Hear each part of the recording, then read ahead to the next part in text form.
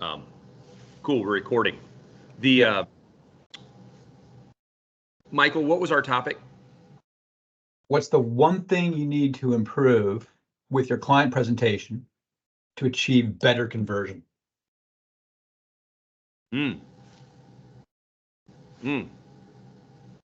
So, thinking whatever you want to call it, right? Whether you call it your Smart Start or whatever your presentation is to your client.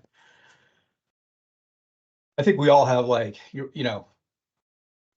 we have different things we have different strengths, right? I think you might be better at a certain part of the presentation. Some people may have a harder part with the commitment or asking for the deposit. I mean, I don't know. I just felt like it would be a good thing to talk about. And if we could go around the horn, maybe learn from each other. Yeah, I think I love that. What do you think? Well, you just kind of laid that out, Michael, without putting you on the spot. What do you think your biggest thing is, your biggest challenge? I would say if I look back at them, I would say maybe getting a higher conversion of commitment to the deposit on that initial Smart Start meeting, whether it's face to face. So I think getting a higher conversion of committing to the deposit while they're in front of me or on the Zoom on that first Smart Start. Okay. Because I'll get them sometimes, but then sometimes I'll get them later, and sometimes they're like, "Yeah, let me think about that." So let's dissect this for a minute, because I think you being the guinea pig you're doing the most of them, so it's always probably better to start with you. What would you say if getting the commitment at a higher level or a higher percentage is important? What would you say?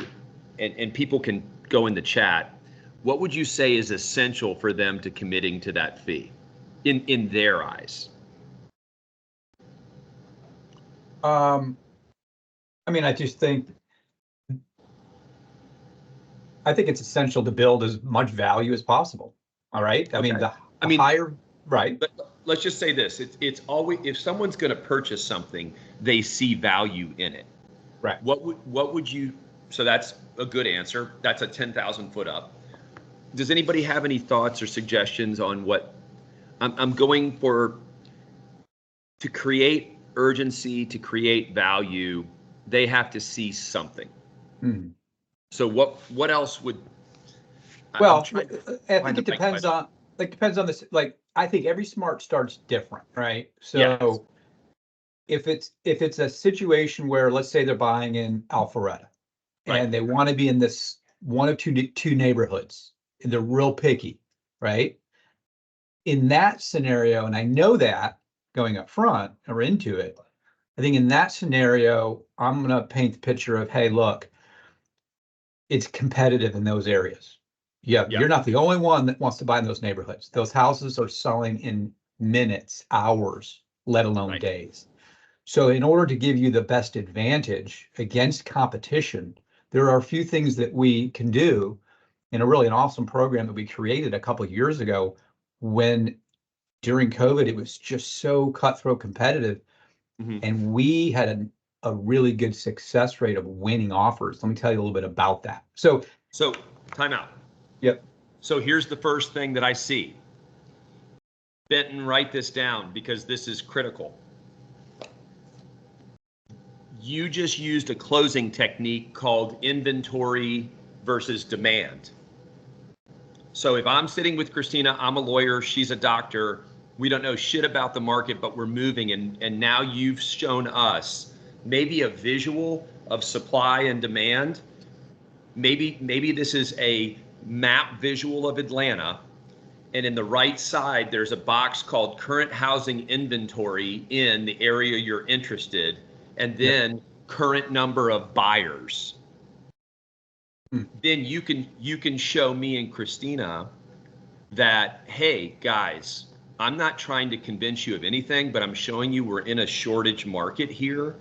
And if you guys love the Alpharetta Country Club, you're looking in that 650 to 850 price point, and you're reloading from Chicago, I get it. Just understand this, there's about 20 other couples just like you. So in my opinion, professionally, if we get you to third base and get you ready where you can close in 10 days, that's going to give you the most advantage. So what that looks like is you would commit to our upfront loan commitment program, and that costs $495. It gets credited to you at closing, but it is money that's out of your pocket now to put you in that position. Would you be against that? Yeah, that's good. And you know, and I think, like, you know, using the, like, we get away from some of the, like, the Chris Voss techniques. Like, I was watching his video, his mastery series, like I watched the first like 7 series, and just the mirroring or the labeling, like, you get away from those things. And I don't think I probably said it exactly like that, but that's, you know, would you be against that? And just stop and listen, don't say a word. So what you did is you created a higher need based on a supply and demand example. Can we think of other ways to create a higher need so that they would pay and commit? Anybody else have any ideas? You mean for those exact couple or a different couple? Well, you know, just scenarios. I've got one that I'm thinking, and it's always establish the timeline. Because if you don't establish any timeline, like example, you meet a couple today for a Smart Start and their lease is up in September. How do you do the fee? Like, oh, they're not really going to start looking till August, July. So how do you shorten that window that we all know this, that once, if they're planners and they start, then they're actually, if they get approved, they're going to start looking right away. Right. And then within 90 days, they're going to find something. Yeah. They'll figure out how to buy out of their lease. Sure. Their landlord's probably happy because he can charge more rent to the next tenant and everything will be fine.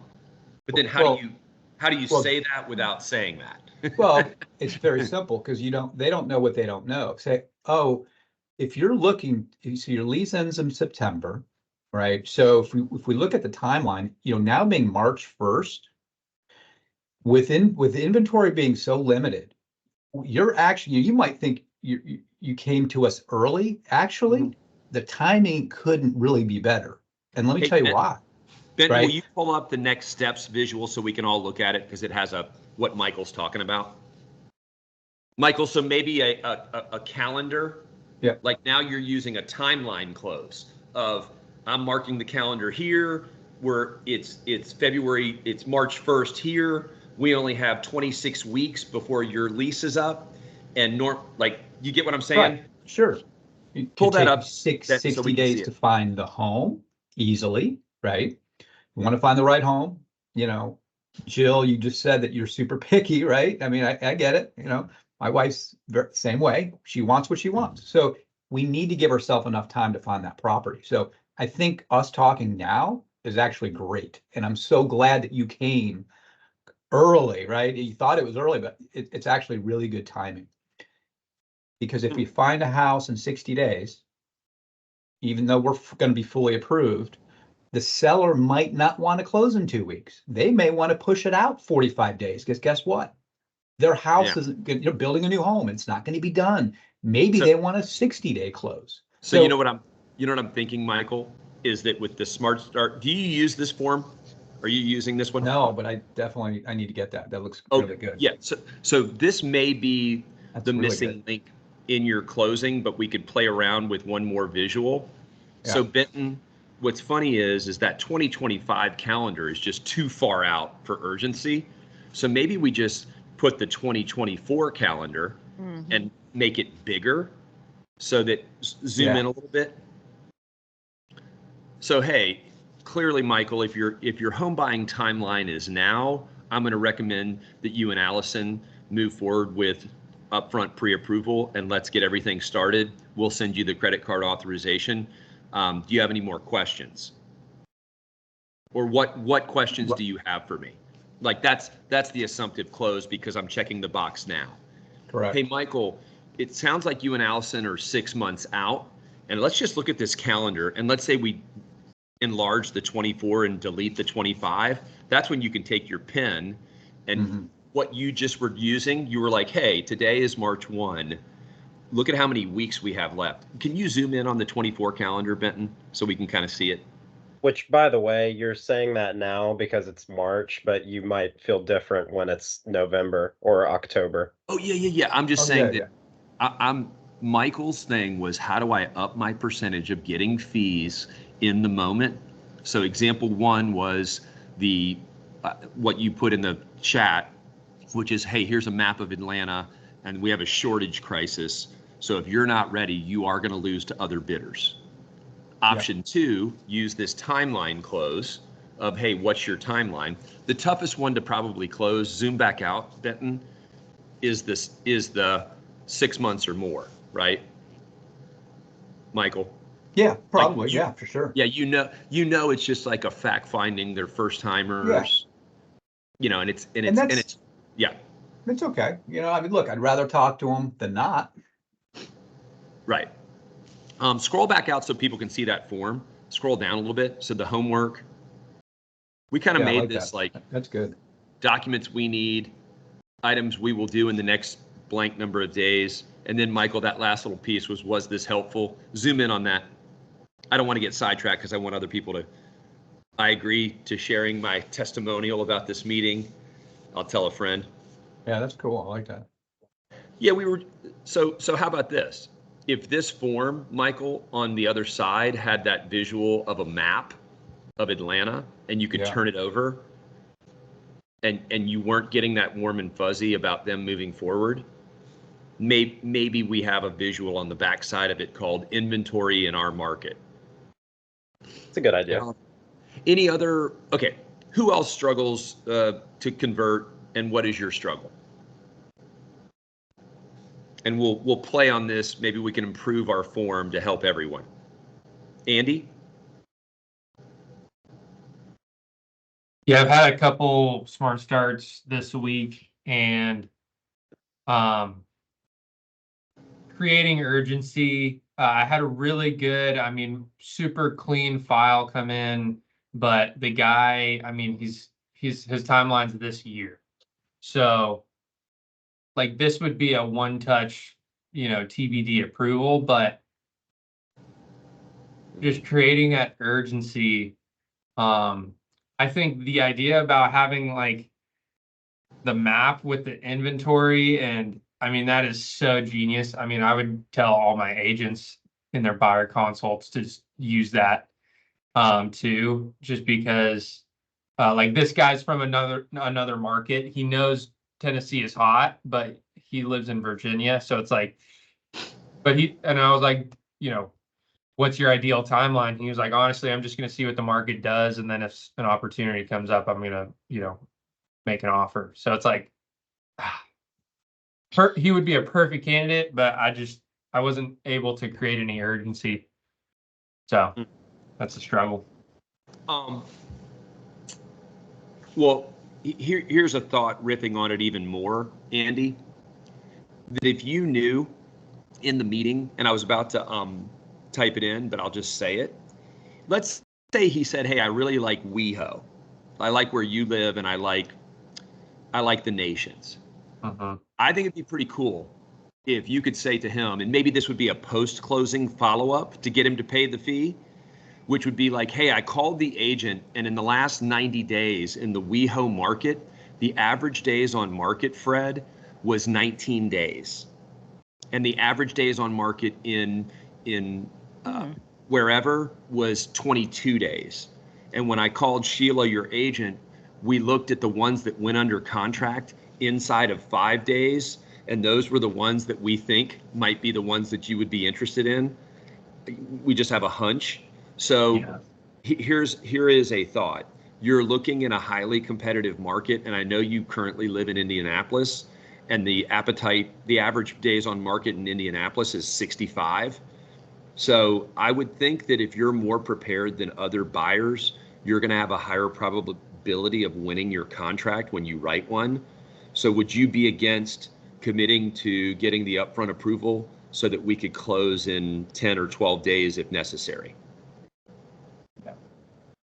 It's good. Again, I'm just writing a song riffing with you guys. So maybe the visual has a blank where we can put in the areas you're interested in, average days on market. Again, here's the funny part. No one knows that they're not prepared until they lose an offer. Mm-hmm. Right, and that's I heard the story. from April. Yeah, I was gonna say, I also feel like the key, because I've been doing a lot of smart starts, working on collecting more fees, but I do feel like in order to get the $4.95 fee that we charge here, you have to really put your listening skills to work to find out what is going to be the pain point or the point needed to get the $4.95. Like I did get a TBD just pre-approved last night for $690. They wanted 700,000, but the bottom line was, the key was, the buyer's income came from different sources: a decent salary, bonus, commission, and my point that I targeted was, let's let an underwriter determine your income. Yes. And so that's what got the $4.95 fee, and it's going to work. So once I finish the call, I'm going to call them, tell them they've been pre-approved, they can go shopping, and I'm going to look at the numbers to see, can I squeeze out another $5,000-$10,000 to get them at the 700,000. So I've seen all those points. That's right. April, God put you on this call today, because that was you when Andy said he had that layup buyer. Then it's kind of hard when they're W-2'd and it's like, hey, you make 80 grand. Your income is 7,112. Like, any dumb competitor loan officer can submit that loan and come up with the max, run the DU to 50.49. You max it all. You get what I'm saying? But it's tougher. It's tougher when we have a client that you're not 100% sure. And you know that if you turn it into Stacy, it could still get changed in underwriting, right? It's not, you're not guaranteed of the income you calculate at the branch level, which goes back to the whole benefit of upfront underwriting. Hey, we're letting an underwriter decide your income. So here's the close.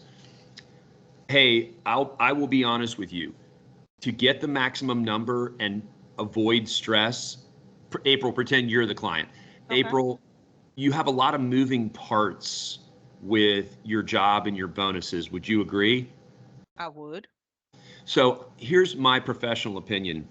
We let my underwriters determine the maximum income by doing the upfront commitment, and then we can reverse engineer exactly how we need to craft your offer once they confirm the income. And so since you kind of told me you're definitely going to buy, I would say that investing the $4.95 into the approval so that we're, rock solid when we're negotiating, and I can call that listing agent and call your agent with 100% guarantee of what we can do, I think that would be worth the peace of mind. I would agree. Cool. April, I take cash. I noticed your wallet had hundreds in it.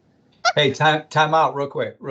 So the key difference in semantics and terminology is, April, you use the word fee 3 or 4 times. Now, you may have just used the word fee on our call, and you may not use it with your borrowers. But, if the $495 was the reason somebody won their dream home over 15 other offers, is that an investment or is it a fee? Right? I think it's an investment. Correct. So you call it a deposit or you call it an investment to a borrower. It is not a fee. It could be the best money they ever spend, right? Well, and here's the other thing, Michael. You're going with the investment component of losing out. Here's another way to spin it.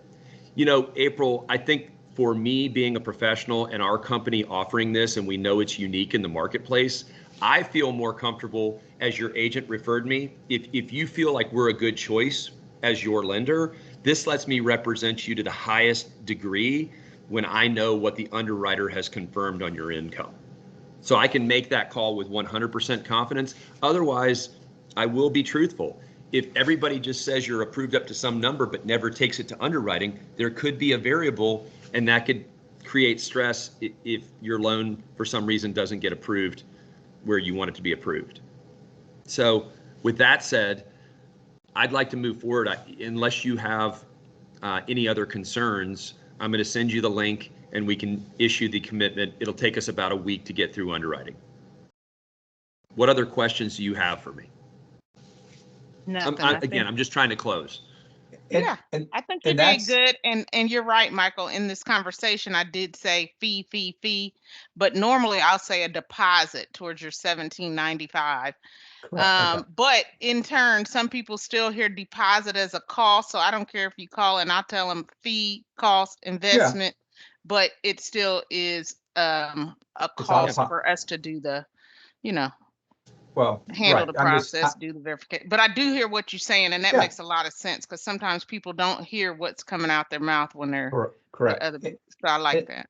And my example was more of like squeaky clean borrower inventory competitive situation. Yours was, and we can listen, 8 out of 10 of our leads over the past 12 months have been rough, right? So 8 out of 10, you can pick something in their credit, income, or assets that is going to be questionable. And you put your thumb right on that pain like Brendan did and like you did and say, look, an appraisal fee, inspection, that's nearly $1,000 out of pocket. I would feel much more comfortable taking this all the way through underwriting, having my underwriter stamp approved. We know 100% what your approval amount is, so that once you do go under contract, the money that you are laying out for appraisals and inspections, we know that it's not going to be lost for no good reason. So, you could paint that picture too. I mean, there's really two reasons. It's the inventory, or it's, hey, look, I'll feel much more confident if we have the underwriter sign off on the income, the credit, the assets, whatever that pain point is. Jesse, you had a question?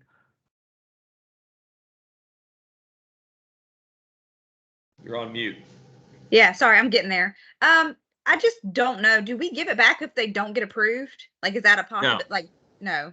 So they pay that investment even if it comes back and underwriting says we can't do the loan? Correct. Well, I mean, it's much cheaper to pay $495 than to pay for an inspection and an appraisal and earnest money and then lose it. Here's the thing. You're going to get an approval, Jesse. You're just not, like, when you say the underwriter denies the loan, I mean, I don't think anybody's ever submitted a pre-approval that was denied. Right. You submit a pre-approval and then they give you the income or pre-approval. You submit an upfront commitment and you get the income stamped, and then you reverse engineer the approval from there. Okay. Does that make sense? So you're never coming back going, I'm sorry, Mr. and Mrs. Smith, you gave us $495. Your loan was denied. Right. You don't like. I mean, I guess in theory it could happen, but it's, again, isn't it better that they spend the $495, know that they're not getting it? Let's just say worst case, right? They don't get approved. Now's not the time. They need to do A, B, C. It's a lot better than spending time going under contract, paying for an appraisal, paying for an inspection, getting their hopes up on the home that they just love, right? I mean, you got to think about the emotions that they would go through if they got declined, and spending the $495 is a much better route.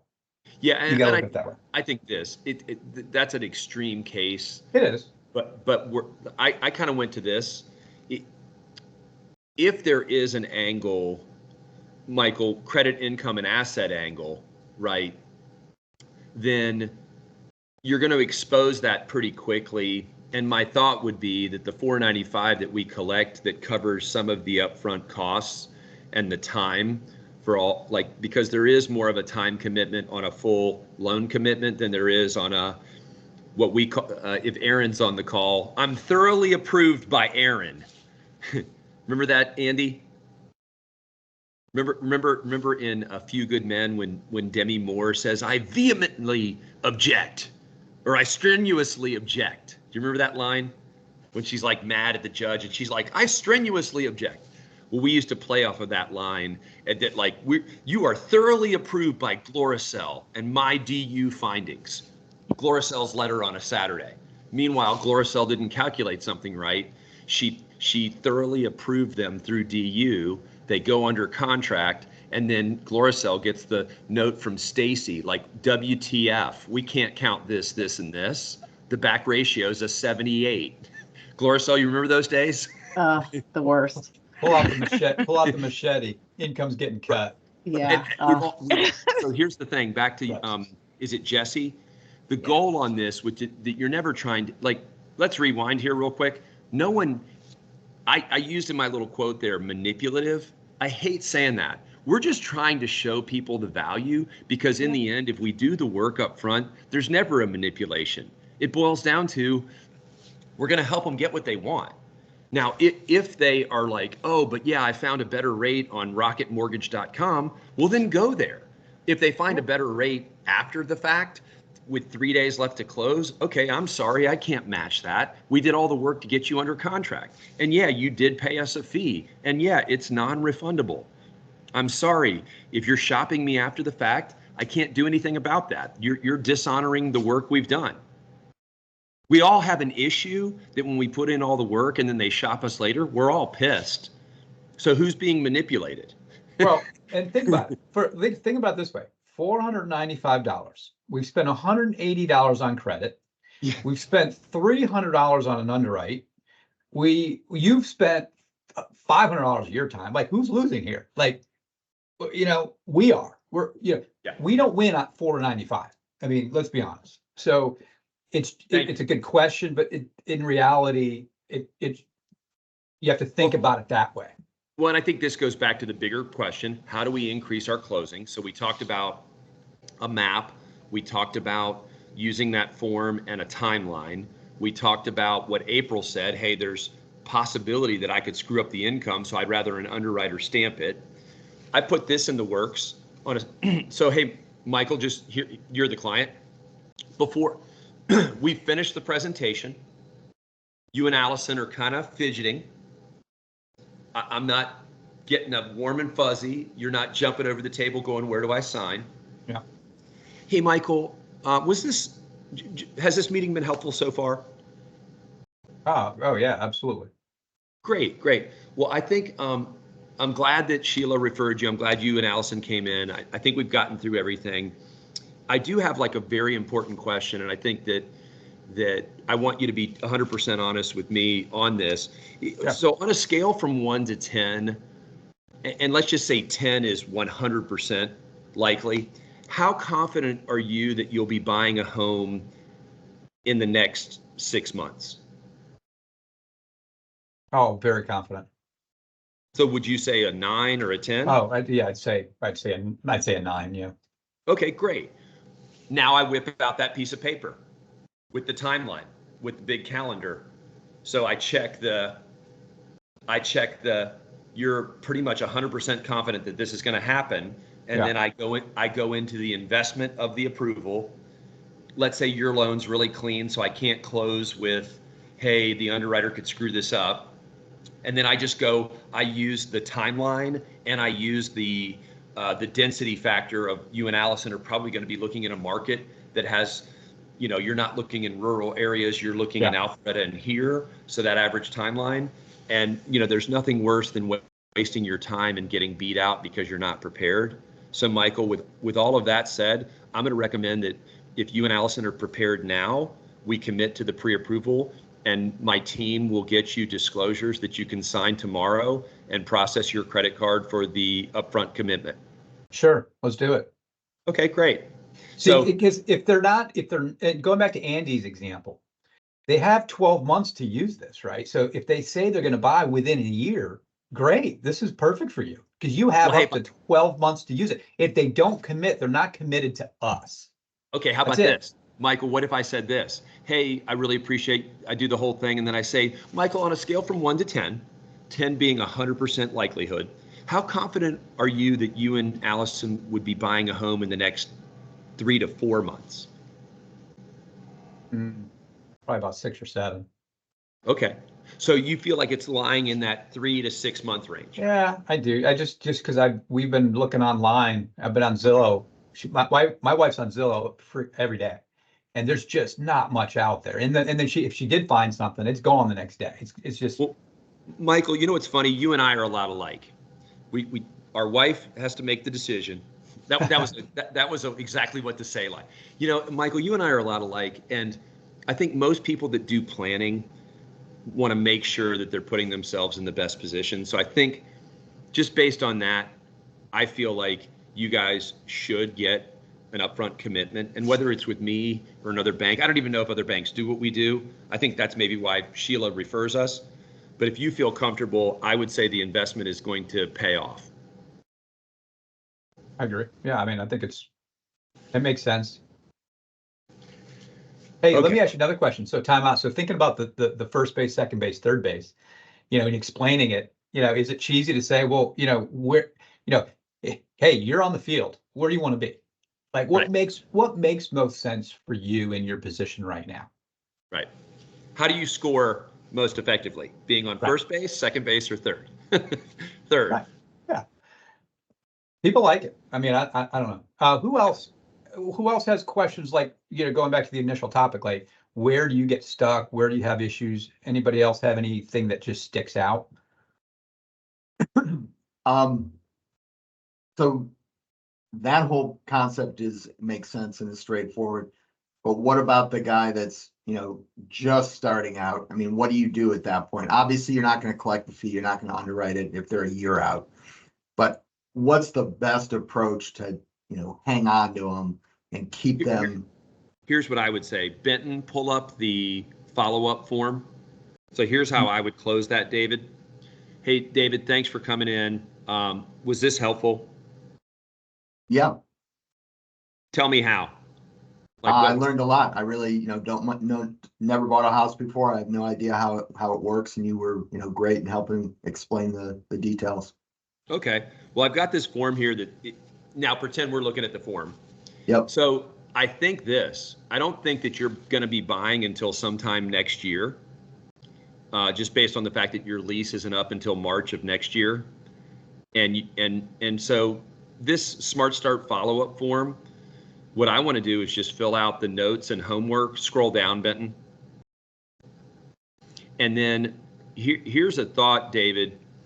I could start to fill out the documents that we will need from you, and pretend we uncovered that you're in the 18th month of your job and you're just starting to get a bonus. Like your first year, you got a small one, and we know there's you're on the uptick of income. So whatever we uncovered in the meeting that was a little gray, I could write notes in this. So, hey, I'm going to say this, David, you definitely don't need, today was just preliminary, and I think you said it was helpful. So I'd love to get a testimonial from you and just let other people know about this, because that's half the battle. People don't know what they don't know. But I think what I'm going to do in the homework and notes is, today is March 1st. I want to have a definitive follow-up meeting with you on September 1st. So I'm going to go into my calendar right now, and September 1st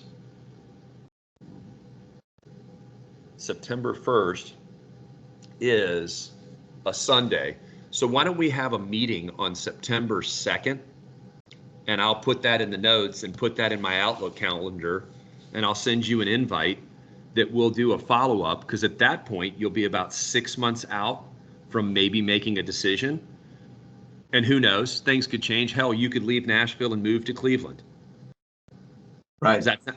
And then my biggest favor, if you're willing to help me, I'd love it if you could recruit other people that would want to come to this meeting that don't own houses, that you're pretty sure they knew less than you going in. Mm-hmm.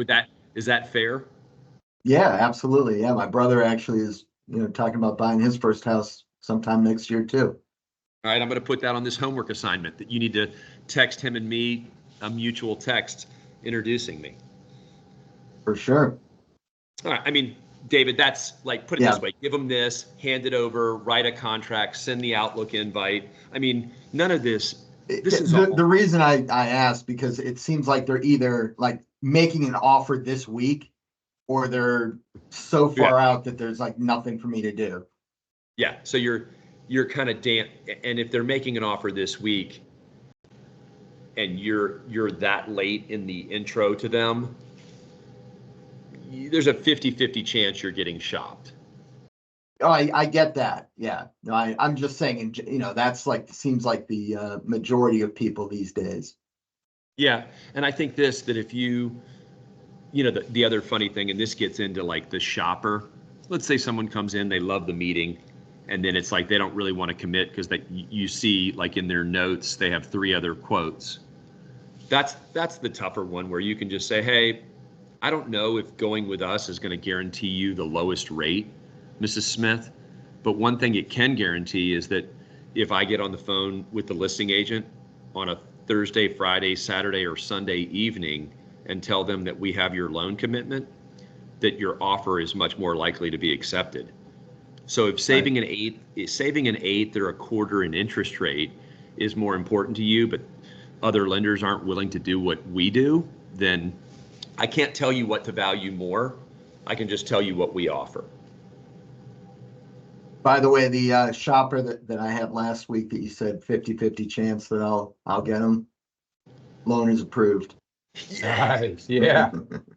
Yeah, baby. By the way, 3 weeks ago when I had that lady that was shopping me, she went with some crazy bank. I sent Mike Anthony the quote. She got it was so dumb. Did you see that? Right. Hey, yeah. I think the key is we're not just here to sell the 495. We don't make money on that, right? So it's not appropriate in every single case, right? We are consultants. We're ethical. Like what Brendan said, we need loans in September too, right? So if you set it up the right way and they appreciate the time in the meeting, then they'll be back, and if we follow up like we should, they're a customer. No one's getting rich collecting a $4.95 fee. The fee is a representation of the value you provide. And if they move forward, you provided value that they deemed worth it. Right. So teaching the rent versus own, explaining the 12 steps of the process, showing them the do's and don'ts, explaining to them even better the role of their agent, showing them the mortgage scale and their options. I mean, I'm making it sound glorious, but the package together, put together well with a commitment and an ask is way better than, no, don't worry about it. This is just my job. I pull credit and I pre-qual people.